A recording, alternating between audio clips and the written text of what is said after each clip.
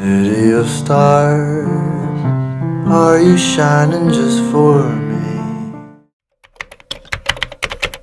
우리나라에서 가장 타고난 사람이 이런 말을 했습니다. 노래는 타고나야 된다. 아무리 연습해도 타고난 사람 못 이긴다. 가수 이승철 씨가 방송에서 자주 하는 말입니다. 어떤 점을 타고나야 된다는 건지 명확한 목적어를 얘기하진 않았지만 우리나라 최고라는 타이틀을 가지고 있는 가수가 그런 말을 하는 걸 보고 저는 많은 생각이 들었습니다. 저는 어렸을 때 노래방만 가면 친구들 사이에서 가수였습니다. 더 크로스의 Don't Cry와 스틸아트의 She's Gone에 고음을 올릴 줄 아는 유일한 사람이었거든요. 당연히 부르고 나면 목이 쉬어서 목소리조차 잘 안 나왔지만 저는 그들의 영웅이었습니다. 그러던 제가 20살 때 이제 제대로 노래를 해보겠다고 가족들에게 선언을 하고 처음으로 발성이라는 걸 배우기 시작했습니다. 어떤 이름도 기억이 안 나는 성악가 분에게 처음 레슨이라는 걸 받아봤는데 그때부터 발성 지옥이 시작되었습니다.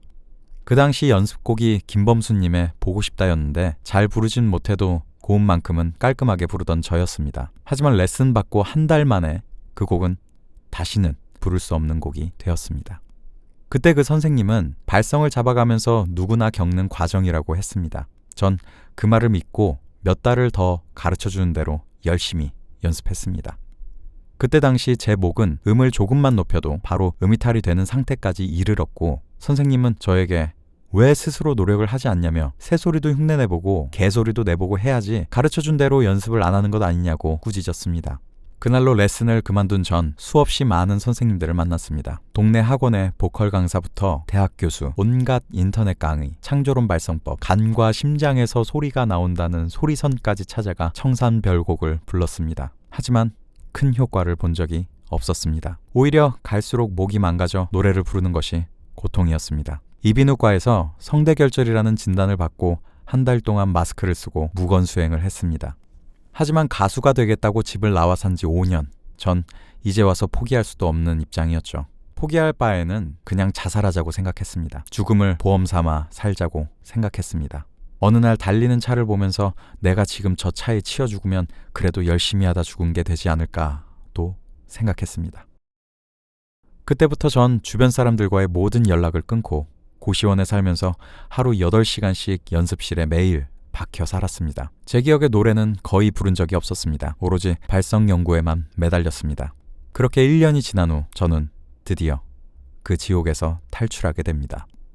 제가 그 연습실에 있었을 때 가장 슬펐던 말이 뭐였겠습니까? 노래는 타고나야 된다는 말이었습니다. 나보다 늦게 시작했는데 나보다 노래를 잘하는 동료를 보면서 제가 무슨 생각이 들었을까요? 그 옛날 방송에서 봤던 이승철 씨의 말이 떠올랐습니다. 저의 꿈 중 하나가 우리나라의 발성 체계를 만드는 것입니다.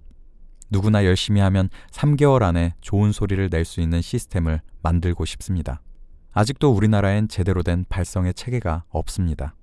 타고난 사람들이 교수가 되고 강사가 되며 타고난 사람들만을 이끌어갑니다. 노래는 타고나야 한다. 전 아직도 그 말과 싸우고 있습니다. City of stars, are you shining just for me?